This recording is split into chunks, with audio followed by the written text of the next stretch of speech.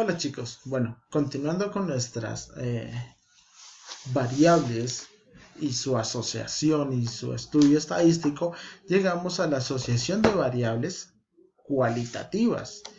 Ya habíamos visto en un previo video cómo se estudiaban, qué estrategias se utilizaban y en este video vamos a desglosar un poco más cada una de esas.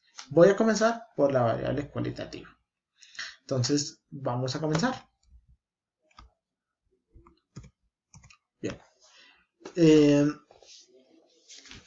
Voy a volver a recordar de qué se trata esto. Los datos bivariados, pues, es un tipo de estudio estadístico donde se mezclan datos y se hallan unas conclusiones. Ahora, también recordar que las variables cualitativas son aquellas variables que miden una cualidad, no una cantidad. Y por último, que para medir dos variables cualitativas en un estudio estadístico, lo que utilizamos es una tabla de contingencia. Bien, entonces como utilizamos una tabla de contingencia, vamos a dar un ejemplo para este tipo de estudio. Bien. Tenemos a 110 pacientes donde se les hace un tipo de terapia por sus comportamientos conductuales, por su conducta. Entonces son tres tipos de estudio. Les voy a resumir lo que hice. Son farmacológica, conductual o psicoanalítica. El grupo se divide en tres partes, según pues, la terapia que se vaya a aplicar. Para la farmacológica tenemos 45 pacientes, de los cuales 10 obtuvieron resultados positivos y 35 negativos. De los la otra terapia conductual tiene 40 pacientes, de los cuales obtuvieron 25 positivos y 15 un resultado negativo. Por último, tenemos los 25 pacientes de la terapia psicoanalítica, donde obtuvieron 13 resultados positivos, ahí no deja ver este mal, y 12 negativos. Vamos a tener en cuenta los números 110, que es el total, las tres categorías, farmacológica, conductual y psicoanalítica, y pues los números, bien, los totales, que son 45, 40 y 25. Vamos a tener en cuenta esos tres números para nuestra tabla de contingencia. Bien. Entonces, nos pide que realicemos la tabla de contingencia y además de eso, pues tenemos tres conclusiones del experimento. Vamos a ver. Entonces, tabla de contingencia.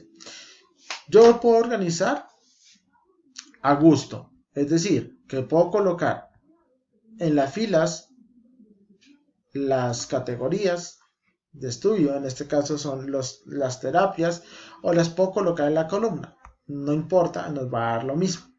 Yo recomiendo tener más filas que columnas. Ahora bien, recuerden que tenemos la farmacológica, que vamos a empezar a estudiarla. Tenemos 10 casos positivos y 35 negativos. Es importante esta columna. Esta columna y esta fila son sumamente importantes y es la que a nosotros nos va a dar la conclusión. Los totales. ¿Qué son los totales? La suma de los casos positivos o negativos en este caso. Entonces, si vamos a leer la tabla para solo farmacología, entonces tenemos 10 positivos, 35 negativos, un total de 45. La chuleamos porque nos da la cantidad de estudios que se hicieron. Lo mismo para la conductual, tenemos 25, 15 y total 40. Psicoanalítica, 13 positivos, 12 negativos, 25 en total. Y ojo, yo dije que tuvieran en cuenta el 110 también. El 110 sale de la suma de los totales, digamos subtotales, y ese es mi total grande. Tanto para las filas como para las columnas me tiene que dar el 110. Si yo sumo todos los positivos me da 48.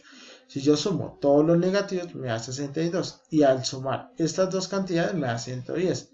Ahora si yo sumo 45 más 40 más 25 me da 110.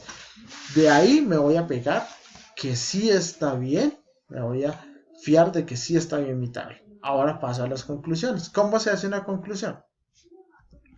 Una conclusión se halla con los totales. Por ejemplo, yo tengo que ver los casos positivos de las tres terapias. Entonces, cojo el 48 sobre el total. ¿Bien? ¿Por qué? Porque este es un total. Entonces me toca coger el total de los positivos versus el total de los pacientes para ver cuál fue la cantidad en porcentaje de casos positivos. ¿Cómo se halla? Se divide y se multiplica por 100 para que me dé el porcentaje. En este caso nos dio 43%. Ahora, otra conclusión. Voy a mirar cuál es la más recomendada, es decir, cuál tiene el porcentaje más alto en casos positivos. En este caso nos dio que es la conductual. Entonces vamos a coger casos positivos, ya no con los 110, porque en los 110 se mezclan todos, sino solamente para ese caso. Entonces, los positivos son 25 sobre el 40 fueron los totales, el total que se aplicó ahí, el total de personas, y nos da un 62.5%. En segundo lugar, la psicoanalítica y por último, la farmacológica. Última conclusión. La terapia de mayor impacto negativo fue la farmacológica. Otra vez cojo el negativo versus el total, pero de esa fila. No puedo coger un total de todos los negativos porque se mezclan, sino solamente de la farmacológica. En este caso nos dio un 77% y de esa manera hallamos las conclusiones de nuestra tabla de contingencia.